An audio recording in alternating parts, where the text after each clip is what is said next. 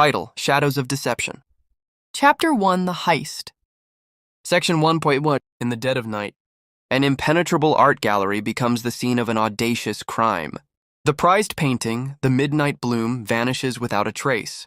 Security cameras go dark moments before the theft, leaving authorities baffled. Detective Eleanor Hayes, a seasoned investigator known for her impeccable track record, is called in. The only clue? A faint scent of lavender lingering in the air. The gallery owner, Mr. Keats, appears distressed, claiming it's the work of professionals. Eleanor observes the spotless crime scene and suspects careful planning. Her instincts tell her this wasn't a spur-of-the-moment act. The media sensationalizes the theft, dubbing the thief the Ghost. As the case begins, Eleanor knows this will be unlike any other. Section 1.2. Eleanor dives into the gallery's security records but finds them wiped clean. The security guard, an older man named Paul, recalls seeing a suspicious delivery truck the night before the heist. Paul, however, is unable to identify the vehicle or its license plate. Eleanor questions the gallery staff, including Liam Cole, a young and charismatic assistant. Liam claims to have left early that night but appears unusually nervous. A thorough search of the gallery reveals a broken locket hidden near the painting's display case. The locket contains a photo of an unknown woman. Eleanor keeps this clue close to her chest, knowing it may lead her closer to the truth. Section 1.3. While following up on the locket, Eleanor receives news of a similar heist in a neighboring city. The circumstances mirror those at the gallery: a high-value painting stolen, security systems disabled, and no clear suspects. The thief's precision suggests a repeat offender. Eleanor begins to see a connection between these thefts and starts charting a pattern. Meanwhile, the media attention intensifies, putting pressure on her to solve the case quickly. Mr. Keats grows impatient, urging Eleanor to act fast to recover his painting. She reassures him, but her instincts tell her there's more to the story than he's letting on. Section 1.4. As Eleanor compiles evidence, she uncovers a strange coincidence. Liam Cole once worked at another gallery targeted by the Ghost. When confronted, Liam insists it's just bad luck, but Eleanor isn't convinced. She decides to dig into Liam's background, finding a series of odd job changes and financial troubles. While his alibi for the night of the theft is shaky, it's not enough to make an arrest. Eleanor decides to keep Liam under surveillance. As she pieces the puzzle together, the scent of lavender continues to haunt her thoughts, a detail she can't shake off. Chapter 2: The Suspects. Section 2.1. Eleanor's investigation intensifies as she narrows her list of suspects. Liam Cole, still under scrutiny, continues to behave suspiciously. His history of financial troubles deepens Eleanor's doubts, but she has no hard evidence. Meanwhile, a new lead emerges: the mysterious delivery truck seen near the gallery. Surveillance footage from nearby streets shows the truck's route, but its license plates are obscured. Eleanor tracks the company listed on the truck's side, discovering it's a shell business. With every answer, new questions arise, making the case more complex. The scent of lavender remains an enigma, a haunting clue Eleanor knows is critical. Section 2.2. Eleanor interviews gallery owner Mr. Keats again, probing into his finances and possible motives. She discovers that the Midnight Bloom was insured for an enormous sum, raising suspicions about his potential involvement. Keats vehemently denies any wrongdoing, pointing out his impeccable reputation in the art world. As Eleanor presses him further, she notices subtle signs of discomfort: a bead of sweat, a quick glance away. Despite his outward composure, something feels off. Eleanor files a request for a deeper financial investigation into Keats, suspecting he may know more than he's letting on. Section 2.3. The case takes a twist when a retired detective contacts Eleanor with information about the Ghost. He describes a pattern of high-profile art thefts linked to a black market network. The retired detective claims the thief is known for using elaborate decoys, making it nearly impossible to trace them. He warns Eleanor that the Ghost always leaves a personal mark behind, a symbolic signature for their crimes. Could the lavender scent be the thief's mark? As Eleanor pieces together the patterns, she realizes this thief might be more than just an opportunist. It's someone with a master plan. Section 2.4. Liam Cole suddenly disappears, sending shockwaves through the investigation. His sudden absence makes him look guiltier than ever, and Eleanor intensifies her search for him.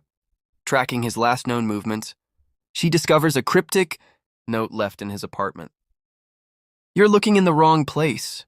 The note is unsigned but reeks faintly of lavender. Frustrated but determined, Eleanor vows to find Liam, suspecting he might either be the thief or a key link to the ghost. Meanwhile, the media's pressure mounts, casting doubt on Eleanor's abilities and fueling public outrage over the unsolved theft. Section 3.1, Eleanor dives into the cryptic note left in Liam's apartment. Its message, "You're looking in the wrong place," gnaws at her, but she senses it's more than just a taunt. With Liam still missing, Eleanor revisits the gallery security footage. A minor detail she previously overlooked catches her attention, a shadowy figure loitering near the gallery's loading dock hours before the theft. The figure appears to have a limp, a crucial detail Eleanor hopes to leverage. She sends the footage to forensics for enhancement. Hoping to identify this mysterious individual, with each passing moment, the puzzle grows more tangled. Section 3.2. Eleanor's research into the ghost deepens. She uncovers a trail of similar heists across several states, all connected by the same signature lavender scent. The scent, it turns out, is a rare and custom-made perfume. She contacts a boutique perfume maker, who hesitates but eventually reveals a client list containing a single, intriguing name, Bianca Langley, a reclusive art dealer with connections to the black market. This revelation pushes Eleanor toward a new suspect, someone with the resources and knowledge to pull off a crime of this scale. Section 3.3. Meanwhile, the forensic team enhances the footage, revealing the loitering figure as an older man, with a distinctive scar on his left cheek. The man matches the description of a known smuggler, Victor Crane, who's infamous for aiding high-profile criminals. Eleanor tracks Crane to a dilapidated warehouse on the city's outskirts, but when she arrives, the place is empty. She finds traces of lavender-scented candles and faint markings on the floor, where crates were recently stored. The scene confirms her theory. Crane and Bianca Langley are likely part of the same operation. Section 3.4. While searching the warehouse, Eleanor stumbles upon an envelope containing a photo of the midnight bloom. Scribbled on the back are the words, "Art is never lost, only hidden." The cryptic message feels like a challenge, taunting Eleanor to uncover the truth. She returns to the precinct and shares her findings with her team. With Bianca Langley, now a prime suspect, and Victor Crane potentially serving as her accomplice, Eleanor feels she's closing in. Yet Liam's disappearance and his possible role in the heist remain troubling questions. The case grows more dangerous with every step forward. Chapter 4. The Web of Lies. Section 4.1. Eleanor digs into Bianca Langley's past, uncovering a history as murky as the stolen art world itself. Once a celebrated curator, Bianca fell from grace after being implicated in a smuggling ring. Though charges were dropped, rumors of her involvement persisted. Bianca now operates discreetly, dealing in lost art pieces that resurface in underground auctions. Eleanor secures a warrant to search Bianca's lavish estate, but upon arrival she finds the property deserted. The only trace of activity is a partially burned journal in the fireplace. Inside the salvaged pages, Eleanor finds cryptic references to an auction night and a list of high-profile buyers. Section 4.2. Eleanor's team discovers that auction night refers to an exclusive black market event scheduled in 2 weeks, attended by elite collectors. This event could be where the midnight bloom will resurface. Eleanor realizes she must infiltrate the auction, but struggles to find a way in. Meanwhile, Victor Crane, the smuggler with the scar, is spotted at a local motel. Eleanor leads a team to apprehend him, but Crane escapes after a dramatic chase through the city. Though furious about losing him, Eleanor finds his abandoned room filled with maps, documents, and traces of lavender-scented residue. Section 4.3. Among the evidence, Eleanor finds a detailed map of the auction's rumored location, a remote villa on the outskirts of a neighboring city. The map is marked with symbols that suggest tight security and secret escape routes.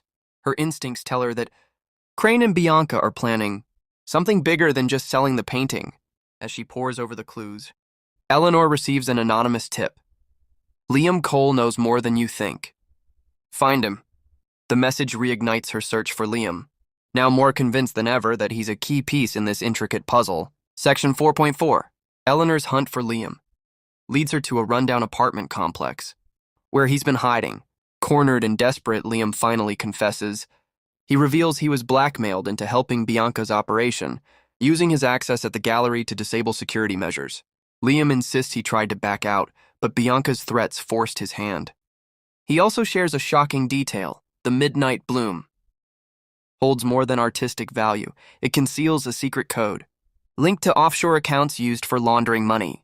Eleanor realizes the stakes are far higher than she imagined.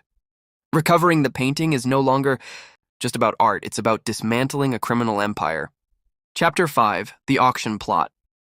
Section 5.1. With Liam's confession in hand, Eleanor begins assembling a covert operation to infiltrate the black market auction. The villa hosting the event is a fortress, equipped with state-of-the-art security and patrolled by armed guards. Posing as a wealthy art collector, Eleanor secures a fake identity with the help of her tech-savvy colleague Marcus. The team spends days perfecting her cover story, creating fake bank statements, and crafting a convincing backstory. As the date approaches, Eleanor feels the weight of the operation pressing on her. Shoulders one slip could expose her, and the stakes are higher than ever. Section 5.2. As Eleanor prepares, her team uncovers more about the auction's attendees. Many are influential figures with questionable ties to criminal networks. Among the names is Bianca Langley, whose involvement is now confirmed. Surveillance reveals that Victor Crane is also preparing for the event, likely as part of the auction's security. Eleanor knows she must avoid them at all costs. While navigating the high-stakes gathering, she studies their patterns and behaviors, preparing for the possibility of a confrontation. Every detail is critical, as the villa's defenses are designed to detect any imposters. Section 5.3. The night of the auction arrives. Eleanor enters the villa, blending in with the crowd of extravagant attendees. The interior is opulent, with priceless artifacts displayed as if mocking the law. Eleanor's heart races as she spots Bianca Langley mingling with other guests, her confidence unnerving. Moments later, Victor Crane enters the room, scanning the crowd like a hawk. Eleanor keeps her distance, focusing on the auction catalog. When the painting is unveiled, the midnight bloom gleams under the spotlight, its beauty hiding the dark secrets it contains. Eleanor's mission is clear: recover the painting before it vanishes forever. Section 5.4. As the bidding begins, Eleanor discreetly activates a concealed earpiece, staying in touch with her team stationed outside. The tension in the room is palpable as the price for the midnight bloom skyrockets. Eleanor places a calculated bid, hoping to keep the painting within reach. Suddenly, chaos erupts. A masked group storms the auction, aiming to steal the painting for themselves. The crowd panics, and Eleanor seizes the opportunity to slip past the guards. Amid the confusion, she follows the masked thieves, who make their escape through a hidden tunnel. Eleanor knows this is her chance to recover the painting, and perhaps unmask the true mastermind. Chapter 6. The chase begins. Question 1. Eleanor races through the hidden tunnel, her footsteps echoing in the confined space. The masked thieves carrying the midnight bloom move swiftly ahead, clearly familiar with the villa's secret passages. Eleanor maintains her distance, her flashlight cutting through the darkness.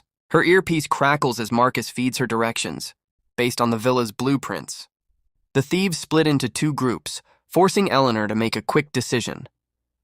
Trusting her instincts, she follows the group carrying the painting, hoping to intercept them before they vanish. The air is tense and every step feels like a gamble. Section 6.2. The tunnel exits into a dense forest where a getaway van waits for the thieves. Eleanor hides behind a tree, watching as they load the painting into the vehicle. She quietly radios her team, who are stationed nearby. Marcus works to disable the van's ignition remotely, buying Eleanor time. As the thieves realize the van won't start, a heated argument breaks out among them. Taking advantage of the chaos, Eleanor moves closer, her weapon drawn. She knows she's outnumbered but can't let them escape with the painting. Her pulse quickens as she plans her next move. Section 6.3. Before Eleanor can act, headlights pierce through the trees. A second vehicle arrives and Victor Crane steps out, his scar illuminated by the glare. He's furious, accusing the thieves of jeopardizing the operation. Eleanor listens intently, piecing together their conversation. Crane orders them to transfer the painting to his car, preparing for a quick escape. Realizing time is running out, Eleanor signals her team to close in. In a daring move, she steps out of the shadows, gun raised, and orders them to surrender. Crane's cold smile tells her this confrontation won't end easily. Section 6.4. A tense standoff ensues, with Eleanor and Crane locked in a battle of wills. Crane tries to bargain, offering Eleanor a share of the profits if she lets him go. She refuses, determined to bring him and the stolen painting to justice. The situation escalates as one of the thieves lunges at her, sparking a chaotic fight. Eleanor disarms him, but takes a blow to her shoulder in the process. Her team arrives just in time, overwhelming the thieves and securing the painting. Crane, however, escapes in the second vehicle, leaving Eleanor frustrated but resolute. She may have recovered the midnight bloom, but the battle is far from over. Chapter 7. The Mastermind Revealed. Section 7. With the midnight bloom secured, Eleanor returns to the precinct. However, the sense of victory is short-lived. Victor Crane's escape leaves lingering questions about the scope of the operation. Eleanor studies the painting more closely, searching for the hidden code Liam mentioned. Using ultraviolet light, she discovers faint markings embedded in the canvas. The code appears to be a series of encrypted bank account numbers tied to offshore funds. The discovery confirms her fears. The stolen art is being used to launder money for a vast criminal network. Eleanor knows she must uncover the mastermind behind it all. Section 7. 2. Bianca Langley becomes the next target of the investigation. With Crane on the run, Eleanor focuses on interrogating Bianca, who was arrested during the villa raid. At first, Bianca remains defiant, claiming ignorance of the operation's true purpose. But when Eleanor confronts her with evidence, including the ultraviolet code, Bianca's composure cracks. She admits to working with Crane, but insists he was only a middleman. Bianca reveals a name that sends shockwaves through the team: Damien Rourke, a reclusive billionaire with a reputation for philanthropy. Rourke's public persona hides his deep ties to the criminal underworld. Section 7.3. Tracking Damien Rourke proves challenging. He resides in a high-security compound, shielded by layers of protection. Eleanor's team uncovers records of his involvement in multiple illicit activities, from art theft to human trafficking, though he's never been convicted. Determined to bring him to justice, Eleanor devises a plan to expose his operations. Marcus begins hacking into Rourke's financial systems, tracing transactions linked to the Midnight Bloom. As the pieces fall into place, Eleanor realizes that Rourke's reach extends further than she imagined. Taking him down will require precision, strategy, and risking everything. Section 7.4. Eleanor prepares for the most dangerous phase of her investigation, confronting Damien Rourke directly. She secures a warrant and leads a heavily armed team to his compound. The operation is high risk, with Rourke's guards heavily armed and the property fortified. A tense standoff unfolds as Rourke refuses to surrender. Eleanor negotiates, using her knowledge of his financial crimes as leverage. Finally, she gains access to his office, where she finds incriminating evidence: ledgers, encrypted devices, and a collection of stolen art. Rourke is arrested, but his cryptic words as he's taken away: "This isn't over, detective. You're playing a dangerous game," linger in Eleanor's mind. Chapter 8. Shadows of Retaliation. Section 8.1. Damien Rourke's arrest sends shockwaves through the criminal underworld, and Eleanor's success is celebrated in the precinct. But the victory is short-lived. Within days, Eleanor begins receiving anonymous threats, cryptic notes left on her car, messages slipped under her door. The warnings are clear: stop the investigation or face deadly consequences. Her team tightens security around her, but Eleanor refuses to back down. The threats feel personal, as if someone is watching her every move. She knows she's rattled the wrong cage, and the retaliation is only beginning. Section 8.2. As the investigation into Rourke's operations deepens, Eleanor uncovers disturbing evidence. Records show payments made to high-profile officials, implicating them in the network. The corruption runs deeper than she imagined. With Rourke's empire infiltrating law enforcement, politics, and even the justice system, Eleanor struggles with the realization that trusted allies could be compromised. Her once clear mission becomes murky as she questions who she can trust. Meanwhile, Rourke's legal team works tirelessly to secure his release, using every loophole available to undermine the charges against him. Section 8.3. The threats escalate when Eleanor's car is sabotaged, nearly causing a fatal accident. Shaken but undeterred, she doubles down on the case, determined to see it through. Marcus uncovers evidence of a hitman hired to target her, leading Eleanor to take extreme precautions. She moves into a safe house, her movements monitored by her team. Yet even in hiding, she feels the shadow of Rourke's influence looming over her. The pressure mounts, and Eleanor starts to feel the emotional toll of the investigation. The cost of justice is becoming increasingly personal. Section 8.4. In a desperate bid to regain control, Eleanor decides to confront Rourke in prison. She demands answers, seeking to understand the depths of his network and his motives for targeting her. Rourke remains smug, taunting her with veiled threats. He hints at a larger plan already in motion, one that her investigation has barely scratched the surface of. As Eleanor leaves the prison, she's left with more questions than answers. Rourke's cryptic words fuel her resolve, but she knows the stakes have never been higher. The line between hunter and hunted is beginning to blur. Chapter 9. The Web of Deceit. Section 9.1. Eleanor's fear of retaliation grows as she digs deeper into Rourke's network. The trail leads her to a series of offshore accounts and shell companies, tied to several international crime syndicates. As she follows the financial threads, Eleanor uncovers evidence that Rourke's operation is more sophisticated than she ever anticipated. It's not just about stolen art. It's a money-laundering empire that spans continents, funding terrorism, drug trafficking, and illegal arms deals. The weight of the investigation feels unbearable, and she realizes that taking down Rourke may only be the beginning of a much larger battle. Section 9.2. Eleanor's investigation takes her to a remote location, a sprawling estate owned by one of Rourke's closest associates, a man named Victor Graves. Surveillance reveals that Graves is planning a major shipment of illicit goods. Eleanor prepares a sting operation, knowing this could be the key to unraveling Rourke's entire operation. Her team sets up a covert operation to intercept the shipment, but as the plan unfolds, Eleanor discovers a shocking betrayal. One of her trusted officers is secretly working for Graves, feeding him information and sabotaging the operation from within. The betrayal cuts deep, and Eleanor feels the sting of trust shattered once again. Section 9.3. The operation is compromised and Graves escapes, but Eleanor's resolve hardens. She confronts the traitor within her ranks, a young officer named Sarah. Sarah breaks down, revealing that she was blackmailed into cooperating with Graves, her family's lives threatened by the syndicate. Feeling betrayed but understanding Sarah's position, Eleanor makes the difficult decision to protect her, offering her a chance to turn her life around by becoming a key witness. But the damage has been done. The leak has put the entire investigation at risk, and Eleanor realizes that Rourke's reach extends further than she ever imagined. Section 9.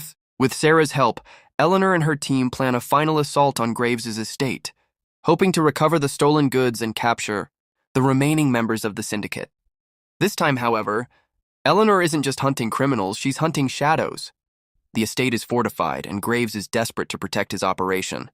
A bloody shootout ensues as Eleanor and her team storm the compound, facing overwhelming odds. Amid the chaos, Eleanor finally corners Graves, forcing him to reveal the full extent of Rourke's global network. The final piece of the puzzle falls into place, but the victory feels hollow. The battle is far from over. Rourke is still out there, pulling strings from the shadows. Chapter 10. The Final Reckoning. Section 10.1. After the operation at Graves' estate, Eleanor is exhausted, but there's no time for rest. The information they recovered reveals an even more staggering conspiracy. Rourke's criminal empire spans several countries, with high-ranking officials and businessmen involved. Eleanor knows that taking him down is a race against time before he escapes. The law once again. She assembles a global task force, collaborating with international law enforcement agencies to track down every lead. As she prepares for the final confrontation, Eleanor wonders if she can truly bring Rourke to justice, or if the weight of his empire will crush her. Section 10.2. Rourke's trail grows colder, but Eleanor's team uncovers a breakthrough. Through a series of encrypted communications, they trace him to a remote island in the Caribbean. Known for being a haven for criminals seeking refuge, Eleanor knows this could be her only shot. She and her team board a military vessel, making their way to the island under the cover of darkness. As they approach the island, Eleanor reflects on the sacrifices made, lives lost, families shattered, and wonders if the pursuit of justice is worth the personal cost. The island is heavily guarded, and the final confrontation promises to be the most dangerous of her career. Section 10.3. The team arrives at the island's shore, and a tactical assault begins. Gunfire erupts as they breach the compound, but Rourke's men are well-trained and prepared for the assault. Eleanor leads the charge, determined to end the long pursuit of Rourke once and for all. Inside the compound, she faces Rourke himself, who is ready for her. The confrontation is brutal. As Rourke uses his knowledge of the island to his advantage, setting traps and using the terrain to escape capture, Eleanor pushes forward, refusing to let him slip through her fingers again. In a tense moment of face-to-face confrontation, Rourke taunts her, claiming that no one is truly above the law. Eleanor doesn't flinch. She's learned to trust the law no matter the odds. Section 10-4. In a final showdown, Eleanor and Rourke engage in a fierce struggle. The fight is relentless, as Rourke proves to be a formidable adversary. But Eleanor, driven by the weight of everything she's fought for, prevails. With one decisive move, she incapacitates him and cuffs him, bringing the criminal mastermind to justice. As Rourke is led away in handcuffs, Eleanor feels a sense of closure, but also the realization that the journey has changed her. The criminal world may have lost its most dangerous player, but Eleanor knows there will always be more battles to fight. The story of the Midnight Bloom may have ended, but the fight for justice is a lifelong commitment. She walks away knowing that even in a world filled with shadows, the light of truth will always prevail.